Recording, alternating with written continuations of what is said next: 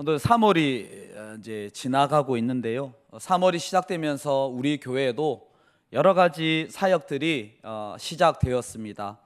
우리 아까 주보에 강구에도 나와 있듯이 우리 전도위원회에서 주관하는 생수전도, 그리고 화요전도, 목요전도가 시작되었는데 은혜 가운데 잘 진행되고 있습니다. 그리고 그리스도 중심 신약 읽기가 3월 1일부터 지금 진행되고 있는데요. 이번 주는 어디를 읽을 차례죠? 네, 우리 안 되겠습니다. 옆에 계신 분들 바라보시면서 우리 이렇게 한번 인사하겠습니다. 그리스도 중심 신약 읽기 하고 계시죠? 이렇게 한번 인사하겠습니다.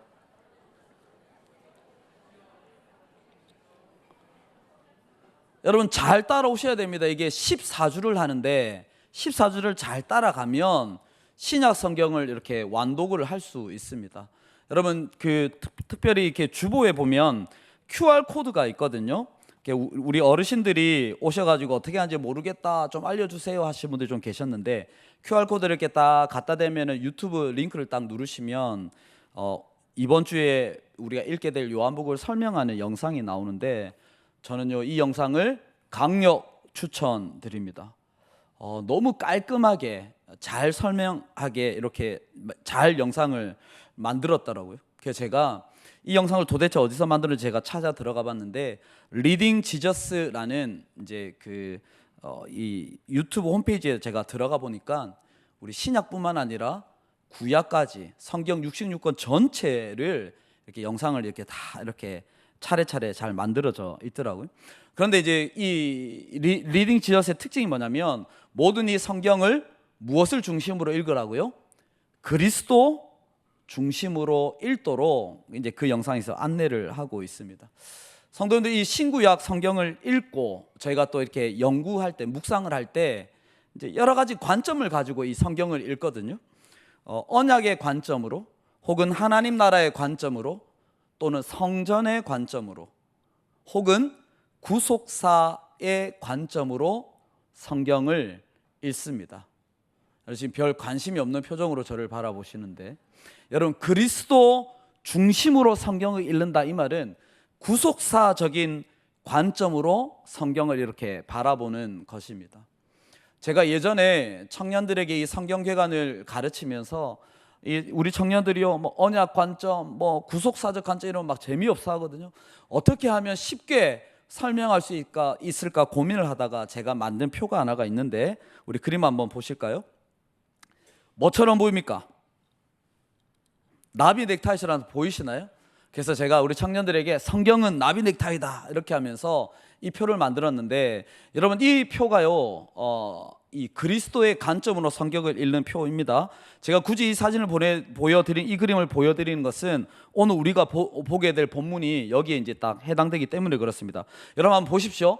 중간에 빨간색으로 십자가, 저게 뭐죠? 그리스도 중심으로 좌우에 날개가 딱 있죠. 여러분 보시기에 왼쪽 날개가 구약, 오른쪽 날개가 신약이죠. 자, 그러면 제가 빠르게 한번 설명을 해보겠습니다. 왼쪽 첫 번째, 모든 사람들, 태초에 하나님이 천지를 딱 창조하실 때에 아담과 하와로 대표되는 모든 사람들을 구원하시기 위해서 이 복음이 시작되었는데, 하지만 그 이스라엘로 넘어가기 전에 창세기 12장 전에 어떠한 사건들이 있죠. 노아의 홍수, 바벨탑 사건들을 통해서 이 모든 사람들을 위한 구원이 창세기 12장으로 넘어가서 아브라함을 통해 이스라엘이라는 한 민족으로 이 구원의 포커싱이 이렇게 딱 맞춰집니다. 그리고 그런데 이 이스라엘이 나중에 북이스라엘과 남유대로 나눠지면서 이 구원의 포커싱이 유다로 맞춰지죠. 그래서 구약의 많은 선지자들이 이제 이때 활동을 하는 거죠. 우리 구약에 있는 선지서들이 와서 이제는 여호와께로 돌아와라, 너희들 이제는 죄를 회개하고 돌아와야 된다라고 얘기하지만 돌아오지 않죠. 그래서 이 남유대가 멸망을 하고 남아있는 자들이 바벨론 포로로 잡혀가게 됩니다. 그 남은 자들을 통해서 이 구원의 약속이 계속 이어지는 것이죠.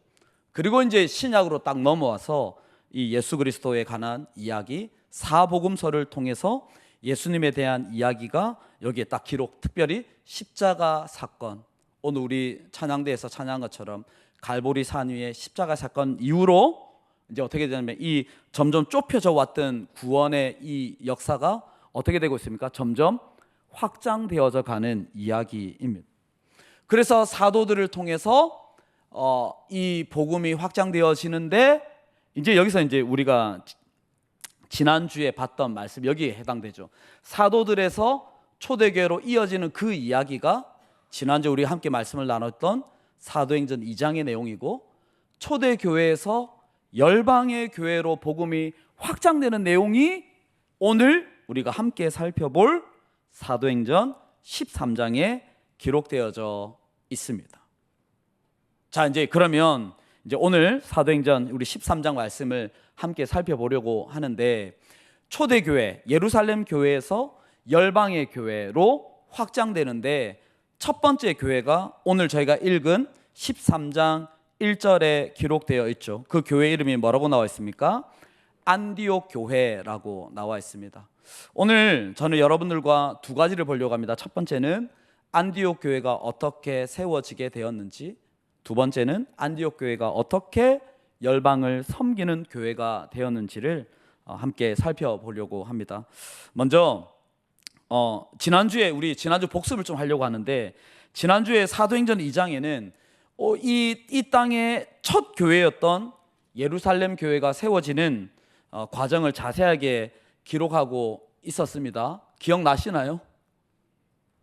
기억나셔야 되는데, 제자들과 많은 무리들이 그 다락방에 모여서 간절함으로 하나 되어 하나님을 예배할 때 성령의 강력한 임재가 이렇게 있으면서 거기 모였던 사람들이 각각 다른 나라 말로 말을 하기 시작하죠. 그러자 그 오순절날 명절에 거기에 모여있던 각 나라의 많은 유대인들이 몰려오게 됩니다. 여기까지가 지난주 함께 나눴던 말씀인데, 이때 베드로가 일어나서 설교를 하는데 그 내용이 사도행전 2장 14절부터 36절까지 굉장히 길게 쭉 기록되어져 있습니다. 베드로가 이렇게 설교를 끝내고 난 이후에 놀라운 일이 일어나게 되는데, 사도행전 2장 41절 말씀입니다. 모든 그 목회자들이 바라는, 가장 좋아하는 말씀이 저는 이 말씀이라고 생각을 하는데, 제가 한번 읽겠습니다. 그 말을 받은 사람들은 세례를 받음에 이날의 신도의 수가 3,000이나 더하더라.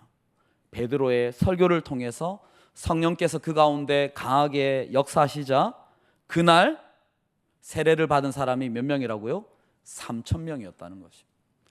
예루살렘 교회에 새 가족으로 등록을 했는데 몇 명이 등록을 했다고요? 3,000명이 등록을 한 것입니다. 조금 더 내려가면 사도행전 2장 46절 47절에 가면 이 예루살렘 교회가 어떻게 폭발적으로 성장하고 있는지를 기록하고 있습니다. 우리 46절 47절 우리 같이 한번 읽을까요? 우리 교회가 그런 교회가 되기를 바라는 마음으로 우리 함께 읽습니다. 시작. 날마다 마음을 같이하여 성전에 모이기를 힘쓰고 집에서 떡을 떼며 기쁨과 순전한 마음으로 음식을 먹고 하나님을 찬미하며 또 온 백성에게 날마다 더하게 하시니라. 아멘. 보십시오. 마음을 같이하여 성전에 모여서 뭘까? 예배로 하나 될 때 하나님께서 이 예루살렘 교회에게 어떤 축복을 주신다고요? 구원받는 사람을 날마다 더하게 하시는 그러한 축복을 주신 것입니다. 자, 그러면 이 예루살렘 교회가 막 성도가 설교 한 번에 3,000명이 막 등록을 하고 예배 드릴 때마다 많은 사람들이 막 몰려오기 시작하는 이 예루살렘 교회가 가져야 할 사명이 무엇이었을까요? 예수님께서 다시 1장으로 돌아가서 예수님께서 승천하시기 전에 남아있던 제자들에게 마지막으로 주셨던 사명이 있었습니다. 여러분, 사도행전 1장 8절이죠. 오직 성령이 너에게 임하시면 너희가 권능을 받고 예루살렘과 온 유대와 사마리아와 땅끝까지 이르러 내 증인이 되어라. 그렇게 예수님께서 이렇게 그러한 사명을 주셨습니다. 그러니까 이 예루살렘 교회에 성령이 임하고 난 다음에 이 예루살렘 교회가 이 가져야 될 사명은 무엇이죠? 예루살렘뿐만 아니라 온 유대와 사마리아 땅끝까지 부활의 증인으로 열방을 섬기는 일을 감당해야 했습니다. 하지만 이들은 지금 어디에 있습니까? 여전히 예루살렘 교회에 머물러 있었죠. 교회의 성도 수가 점점점 더 늘어납니다. 사람이 많이 모이면 어떤 일이 생길까요? 문제가 생기기 마련입니다. 이 예루살렘 교회도 문제가 생기게 되죠. 그 문제를 해결하기 위해서 7명의 집사님을 세우게 되는 내용이 사도행전 6장에 나옵니다. 그리고 그 중에 한 명인 이 스데반 집사님이 어디 공회에 잡혀가게 되죠. 왜요? 예루살렘에 그 예수를 따르던 무리들이, 예수님은 사라졌는데 그 많은 사람들이 계속해서 모여서 그 모이는 것을 보고 유대 지도자들이 그 중에 한 사람이 스데반을 잡아서 공회에 잡아오는데, 스데반은 그 공회에서도 주눅들지 않고 당당하게 복음을 전하게 되죠. 그 말씀을 들은 그 자리에 모여있던 유대 지도자들이 마음에 찔려서 어떻게 했습니까? 스데반을 돌을 쳐서 스데반 집사님을 죽이게 되는데, TMI, 그때 이 돌을 던질 때에 벗은 옷을 가지고 있던 사람이 이 사도행전의 주인공 사울이었습니다. 자, 그러면 이 스데반 집사님이 죽은 그날 어떠한 일이 일어났는지를 우리 함께 보려고 하는데, 사도행전 8장 1절 말씀입니다. 사도행전 8장 1절 우리 함께 한 목소리로 읽습니다. 시작. 그날에 예루살렘에 있는 교회에 큰 박해가 있어 사도 외에는 다 유대와 사마리아 모든 땅으로 흩어지니라. 자, 여기 보시면 그날에 박해를 받은 이 성도들이 막 흩어지는데, 여러분 8장 1절에 이 누가가요 지명을 딱 기록하고 있습니다. 어디로 흩어졌다고요? 유대와 사마리아 모든 땅으로 흩어졌다. 여러분 8장 1절 뒤집으면 뭐가 되죠? 1장 8절에 예수님께서 뭐라고 말씀하셨다고요? 온 유대와 사마리아와 땅끝까지 이르러 내 증인이 되라고 말씀하셨는데, 이 성도들이 안 흩어지고 계속 모여 있으니까 우리 주님께서 이 예루살렘 지도자들의 박해를 통해서, 스데반의 죽음을 통해서 이 성도들을 유대와 사마리아 모든 땅으로 흩으시면서까지 이 예루살렘 교회가 열방을 섬기는 교회가 되도록 하나님께서 친히 일하고 계신 것입니다. 자, 그러면 어쩔 수 없이 강제적으로 흩어졌단 말입니다. 어디로요? 유대로, 사마리아로, 여러 이제 땅으로 흩어진 그 사람들이 흩어져서 무엇을 했을까요? 사도행전 8장 4절 그 흩어진 사람들이 두루 다니며 복음의 말씀을 전했다. 이 흩어진 사람들이 어떻게 했다고요? 복음의 말씀을 전하는 자로 열방을 섬기는 교회의 역할을 감당하게 된 것입니다. 그 계속해서 나오는 얘기들이, 그럼 그 사마리아 땅에서 어떤 일이 일어났는지, 어디에서 누구에게 이 흩어진 사람들이 복음을 전했는지가 쭉 기록되어져 있는데, 그거를 생략하겠습니다. 여러분 잘 아는 에디오피아 내시에 대한 얘기도 나오고요, 고넬료의 회심도 여기 이제 사도행전 내용들이 쭉 나와 있는데, 여러분 제가 이제 계속 이 이야기를 하는 이유는 안디옥 교회가 어떻게 세워졌는지를 말씀드리기 위해서 제가 지금 쭉 얘기를 하고 있습니다. 이제 거의 다 와갑니다. 중요한 사실은 오늘 본문이 아직 들어가지 않았다라는 것입니다. 자, 사도행전 11장으로 가면 그 흩어진 자들이 다시 등장을 하는데, 사도행전 11장 19절, 20절, 21절에 가면 중요한 이야기가 이제 드디어 나오고 있습니다. 제가 한번 읽습니다. 그때에 스데반의 일로 일어난, 자 나오죠. 그 사도행전 8장 1절 그때에 스데반이 죽었던 그 일로 일어난 환란으로 말미암아 흩어졌던 8장 1절, 8장 4절에 나온 그 흩어진 자들이 지금 어디로 갔다고요? 베니게와 구브로와 안디옥, 드디어 나옵니다. 안디옥까지 이르러서 유대인들에게 복음을 전했는데, 그 중에 또 몇 사람이 안디옥에서 헬라인에게도 뭘 했다고요? 주 예수를 전파했더니 주님의 손이 그 흩어진 자들과 복음을 전하는 그들과 함께 하심에 수많은 사람들이 믿고 주께 돌아와서 세워진 교회가 어떤 교회라고요? 안디옥 교회입니다. 아이고 너무 힘드네요. 그래서 안디옥 교회가 세워지게 된 것입니다. 자, 정리를 하면 예배로 하나 된 예루살렘 교회가 박해를 받아서 흩어졌고, 그 흩어진 성도들이 안디옥까지 이르러서 복음을 전했고, 이들의 섬김을 통해 오늘 저희가 살펴볼 사도행전 13장의 안디옥 교회가 세워지게 된 것입니다. 자, 그러면 이 안디옥 교회가 어떻게 열방을 섬기는 교회가 되었는지를 우리 두 번째로 살펴보려고 합니다. 이제 오늘 본문 이제 들어갑니다. 자, 우리 13장 1절을 우리 함께 읽습니다. 13장 1절입니다. 시작. 안디옥 교회의 선지자들과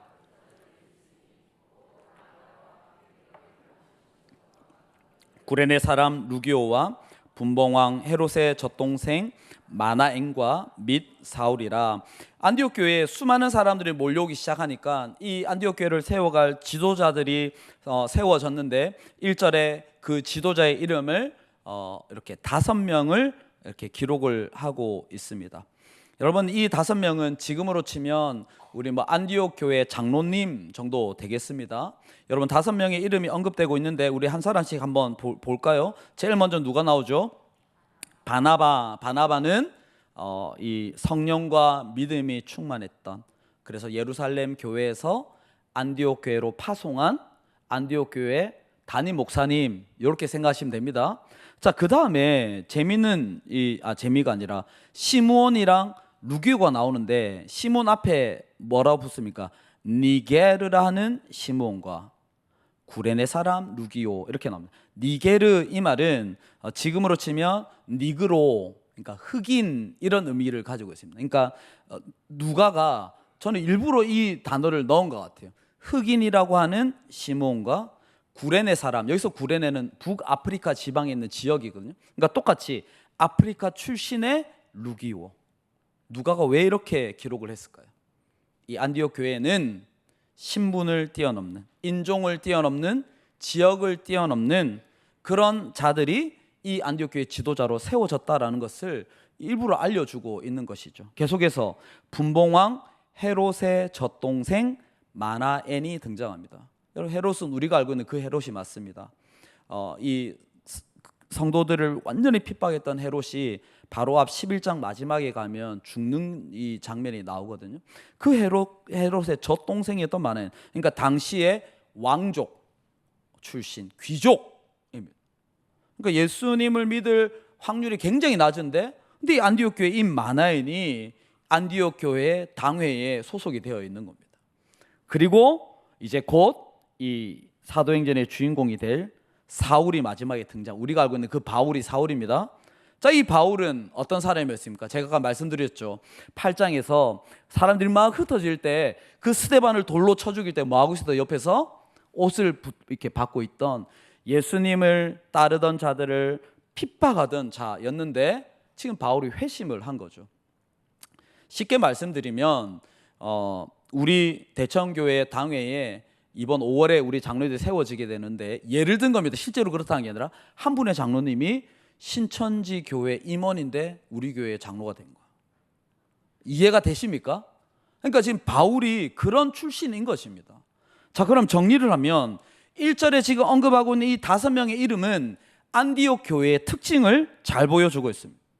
1절에 소개되고 있는 이 5명은 모든 것이 달랐죠. 자라난 배경도 달랐고, 신분도 달랐고, 종교도 달랐고, 피부색도 달랐고, 모든 것이 다 달랐던 이들이 지금 이 안디옥 교회의 지도자로 세워졌다라는 것입니다.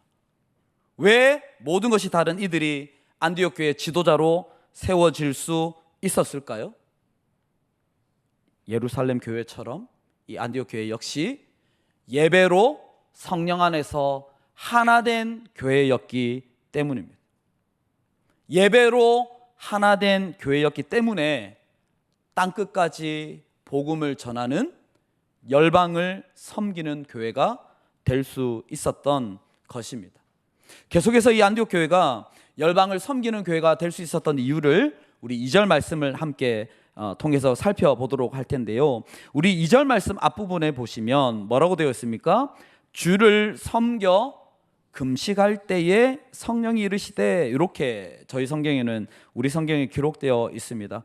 여러분, 여기서 주를 섬겨라고 번역을 하는데, 이 섬겨라는 이 단어가 히브리어는 샤라트라는 단어를 사용을 합니다. 이 샤라트는 레위인들이나 제사장들이 구약시대 때 성막에서 봉사한다라는 그 봉사라는 단어를 샤라트라고 씁니다. 제사장들이나 레위인들이 그 성막에서 봉사한다는 게 무엇을 의미하죠? 그 하나님을 예배했던 모습을 샤라트, 여기 이 단어가 섬겨라는 그 단어입니다.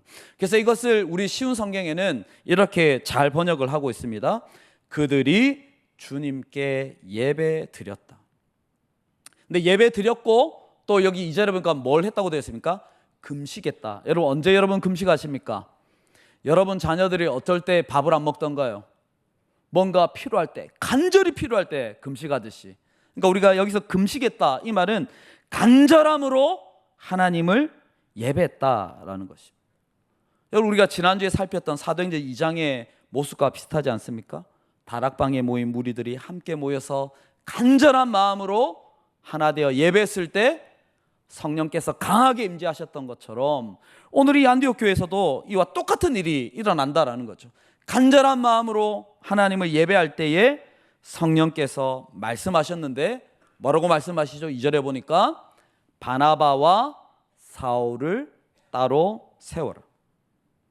정리를 하면 이들이요, 간절함으로 하나 되어 예배할 때 성령께서 바나바와 사울을 따로 세워라 말씀하셨고, 그리고 이들을 통해서 안디옥 교회를 열방을 섬기는 교회로 사용하신 것입니다. 여러분, 그래서 저는 2000년 전에 안디옥 교회가 만약에 저희 교회처럼 교회 건물이 크게 있었다면 교회 표어를 똑같이 썼을 겁니다. 예배로 하나 되어 열방을 섬기는 교회. 안디옥 교회가 이런 교회였다라는 것입니다. 우리 3절 말씀을 같이 한번 읽을까요? 3절입니다. 시작. 이에 금식하며 기도하고 두 사람에게 안수하여 보내노라. 안디옥 교회는 성령님의 말씀에 순종해서 바나바와 이 사울을, 여러분 바나바가 당시에 안디옥 교회의 최고 지도자, 영향력이 있는 사람이었는데 기꺼이 이 바나바와 사울을 열방을 향해 섬기는 선교사로 파송하게 됩니다. 여러분, 이 이후로 이제 이 파송이 딱 끝난 이후에 사도행전 13장부터 28장의 모든 내용이 바울의 1차, 2차, 3차 전도회인 거 아시죠? 그리고 로마로 끌려가면서 사도행전이 딱 끝나게 됩니다. 여러분, 그런데 이 바울을 통해서, 바나바와 바울의 이 선교 파송을 통해서 그 당시 지역에요, 수많은 교회들이 세워지게 되지 않습니까? 그 교회들이 이 신약성경에 다 나와 있잖아요. 고린도 교회, 갈라디아 교회, 에베소 교회, 빌립보 막 세우게 되는데, 그런데 중요한 사실이 하나가 있습니다. 그림을 하나만 더 보여드릴 텐데, 그림 한번 보시면 그 사도행전의 바울의 전도 여행, 선교 여행의 이 경로를, 지도를 이렇게 제가 보여드립니다. 1차는 파란색, 2차는 초록색, 3차는 보라색, 4차는 로마로 잡혀가는 내용이 이제 그림인데, 여러분 여기서 중요한 거 보시면 1차, 2차, 3차 전도 여행을 어디서 출발하고 있습니까? 안디옥 교회에서 출발했다라는 것입니다. 그러니까 오늘 이 13장의 안디옥 교회가 이 소아시아 지역의, 이 유럽 지역의 수많은, 우리가 알고 있는 이 수많은 교회를 세우는 데 그 전초 기지로 하나님께서 이 안디옥 교회를 열방을 섬기는 교회로 귀하게 사용하셨다라는 것입니다. 그런데 감사한 것은 우리 대청교회 역시 오늘 이 본문의 안디옥 교회처럼 오랜 시간 동안 열방을 섬기는 교회로 지금까지 귀하게 사용하고 계시다라는 것입니다. 제가 지난주에 이어서 이번 주에도 대청교회 60년사를 열심히 찾아 읽었습니다. 선교의 역사를 제가 쭉 읽어봤는데 감동이 되더라고요. 제가 짧게 한번 말씀드리겠습니다. 모르시는 분들이 계실 거라고 생각을 하고, 저희 교회에서는 1977년에 처음으로 중국과 북한에 성경 보내기 사역을 시작합니다. 1983년에 우리 대천교회 단독으로 선교사를 처음 파송을 했고요. 1980년부터 10년 동안 김해에 있는 군부대 교회에서 군 선교를 감당을 했습니다. 2000년 넘어와서 2009년에는 외국인 근로자들을 위한 다문화 한글학교를 개설했고, 그리고 2010년에는 외국인 근로자를 위한 쉼터가 이제 처음 마련되었는데, 그 쉼터가 지금 우리 네팔 유학생들이 학사관으로 사용되고 있다는 사실입니다. 2011년에는 중국 유학생 주일학교가 정식으로 세워졌습니다. 저는 글로만 이 사실을 이제 제가 확인을 했는데, 아마 이 자리에 계신 많은 성도님들이 아마 이때에 여러 가지 모양으로 섬기셨던 것으로 제가 알고 있습니다. 지금도 마찬가지죠. 대청 글로벌 미션 센터, 대청 브릿지 미션 센터, 네팔 대청 세소만 교회, 네팔 대청 초대교회 설립 등 열방을 섬기는 일에 우리 대청교회를 하나님께서 지금도 귀하게 사용하고 계십니다. 자, 그러면 이제 마지막입니다. 자, 그러면 이 열방을 섬기는 일에 저와 여러분이 해야 될 역할이 있습니다. 그 역할이 뭘까요? 먼저 올해 작정한 선교헌금 미루지 마시고 완납하시길 바랍니다. 아멘 하십시오. 제가 1부 예배 때 이 말씀을 이제 이렇게 드렸는데, 1부 예배 끝나고 성도님 2분이 오셔가지고 선교 작정서를 주고 가셨어요. 지난주에 우리 나이 많은 한 어르신께서, 지금 앉아 계신지 모르겠습니다. 제가 아직 성도님들 얼굴을 다 몰라가지고 제가 성함을 몰라서 너무 죄송한데, 사무실에 찾아오셨습니다. 뭐라고 하셨냐면, 몇 달 동안 몸이 아프셔가지고 교회 참석을 못 하셨어요. 예배 참석을 못 했는데, 그래서 내가 올해 선교헌금을 작정하지 못했다고 그러시면서 선교 헌금 작정서랑 넉 달치 선교헌금을 저한테 이렇게 전해주시고 가셨습니다. 너무 귀하지 않습니까? 여러분들이 기도하며 여러분이 드리는 이 선교헌금이 어디에 사용되는지는 아시나요? 정말 귀하게 사용되고 있습니다.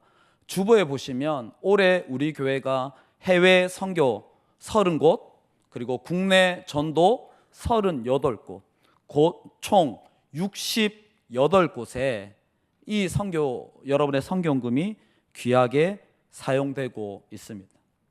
이 일이 올 한 해 잘 순적하게 잘 진행되려면 어떻게 해야 된다고요? 작정하신 선교헌금 잘 내셔라, 이 말입니다.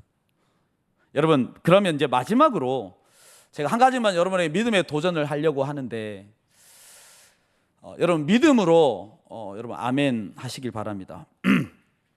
여기 앉아 있는 우리 여러분 모두가 열방을 섬기는 일에 헌신하시길 바랍니다.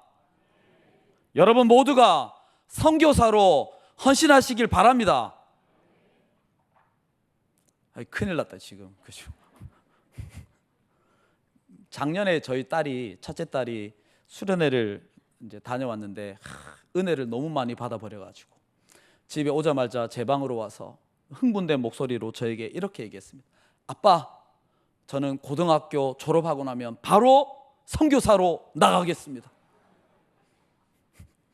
제가 뭐라고 했을까요? 제 딸에게, 지금 너가 은혜를 너무 많이 받아가지고 지금 좀 뭔가 흥분된 상태인데 일단 자, 마음을 가라앉히고, 그래서 제가 가지 마라 했습니다. 일단 너는 대학을 가라. 열방에 많은 선교사님들이 사역하고 계시니 너는 대학을 가라. 여러분, 우리가요 이 선교에 대한 오해가 있다라는 것입니다. 선교 이러면 열방을 섬기십시오, 그러니까 여러분들 아멘 했지만 아이고 막 애들도 있고 직장도 있고 뭐 많은데 모든 것을 다 버리고 저 멀리 아프리카로 저 어딘가로 가야 된다라고 생각한다라는 것입니다. 그게 이제 선교에 대한 오해입니다. 여러분, 오늘 이 사도행전 13장에 사울과 바나바처럼 자신의 모든 것을 버리고 평생 선교사로 헌신할 수 있습니다. 그런데 지금 여러분의 일상의 삶 가운데서도 열방을 섬기는 일이 가능합니다. 그것이 어떻게 가능할까요? 여러분의 열방이 어디입니까? 여러분의 가정이 여러분의 열방이 될 수 있습니다. 여러분의 직장이 여러분의 열방이 될 수가 있고요. 여러분의 캠퍼스가 여러분의 열방이 될 수 있습니다. 그 여러분의 열방을 섬기며 살아가는 것이 이 땅에서 선교사로 살아가는 삶입니다. 자, 그러면 우리가 그 열방에서 어떻게 섬길 수 있을까요? 하나만 더 보고 말씀을 정리하겠습니다. 제가요, 대학생 시절에 굉장히 이렇게 읽었던 책 중에 제가 선교를 앞두고 읽었던 책 중에 열방을 향해 가라, 책 제목만 봐도 대단하지 않습니까? 존 파이퍼가 쓴 선교와 관련된 굉장히 이렇게 유명한 책이 있는데, 그 책을 읽다가 제가요, 한 구절을 보고 저희가 선교에 대한 저의 이 패러다임이 완전히 바뀌었는데, 저는 그 구절을 오늘 여러분들과 나누고 싶습니다. 우리 자막으로 나가는데 화면으로 나갑니다. 제가 한번 읽어드릴게요. 선교는 교회의 궁극적인 목표가 아니라 그 예배가 목표다. 예배가 없기 때문에 선교가 필요한 것이다. 선교는 예배로 시작해서 예배로 끝난다. 밑에 쭉 있는데, 여러분, 제가 결론적으로 말씀드리면 선교는 어디가 뭐 가서 막 복음을 전해, 이것이 아니라 존 파이퍼는 선교의 정의를 어떻게 내리냐면, 예배가 없는 곳에 예배를 세우는 것이 선교다. 아멘이십니까? 제가요, 이 책을 읽고 너무 감동을 받은 겁니다. 하나만 제가 재미있는 얘기만 하고 말씀 마치겠습니다. 제가 이 책을 읽고 몇 달 있다가 당시 저희 학교 동아리 연합회에서 그 당시에 금강산 관광을 이제 가는 그런 게 있었거든요. 지금은 이제 못 가지만, 근데 10만 원만 내면 갈 수 있는 겁니다. 그래서 제가 10만 원을 내고 금강산 관광을 가기로 신청을 했고, 제 그 선교단체 우리 1학년 후배를 데리고 두 사람이 같이 금강산을 갔습니다. 금강산을 가면 낮에는 금강산을 이렇게 구경을 하고, 밤이 되면 그 대학교 동아리에서 갔으니까 밤 되면 뭐 했을까요? 대동강 맥주를 그 매점에서 사가지고, 제가 그걸 마셨을까요? 안 마셨을까요? 저는 안 마시죠. 그래서 이제 동아리 친구들이 막 마시고 있는데 제가 후배를 딱 데리고 그 숙소에서 나와가지고, 근데 이제 그 숙소는 이 북한에서 정해준 숙소가 딱 있거든요. 거기를 벗어나면 어떻게 될까요? 큰일 납니다. 제가 그 숙소를 나와가지고 으슥한 곳에 딱 가가지고 1학년 친구를 앉히고 제가 이렇게 얘기합니다. 우리는 여기에 관광을 하러 온 것이 아니다. 우리는 여기에 선교하러 왔다. 그러면서 아까 그 읽은 책을 멋있게 얘기를 한 거죠. 선교는 예배가 없는 곳에 예배를 세우는 것이다. 우리 지금부터 함께 예배하자. 함께 찬양하자. 내 눈 주의 영광을, 근데 막 제 눈물이 날 것 같은 거예요. 제가 마음속으로 품었던 북한 땅이 지금 북한 땅에 와서 진짜 예배하는 거죠. 그래서 이 친구랑 뭐 주의 영광 이곳에 가득해 하는데 인기척이 들립니다. 북한 군인이 총을 들고 찾아왔습니다. 동무들 지금 여기서 뭐 하는 거래? 그때 제가 뭐라고 했을까요? 저는 이곳에서 예배합니다 라고 했을까요? 바로 일어나서 죄송합니다 이러고, 총이 너무 무서워가지고 숙소로 들어갔던 적이 있습니다. 사랑하는 우리 성도 여러분, 열방을 섬기는 것은 어렵지 않습니다. 열방을 섬긴다라는 것은 여러분의 열방에서 하나님을 예배하는 것입니다. 아무도 예배하지 않는 여러분의 가정에서, 아무도 예배하지 않는 여러분의 직장에서, 여러분의 캠퍼스에서 주님의 영광을 바라보며 주의 영광이 우리 가정 가운데, 이 직장 가운데, 캠퍼스 가운데 가득하기를 기대하면서 예배하는 것이 여러분의 열방을 섬기는 선교사로 이 땅에서 살아가는 것입니다. 바라기는 여러분의 가정에서, 여러분의 캠퍼스에서, 여러분의 직장에서 하나님을 예배하는 자로, 열방을 섬기는 교회로 살아가는 우리 대청의 모든 성도님들이 되시기를 예수님의 이름으로 축복합니다.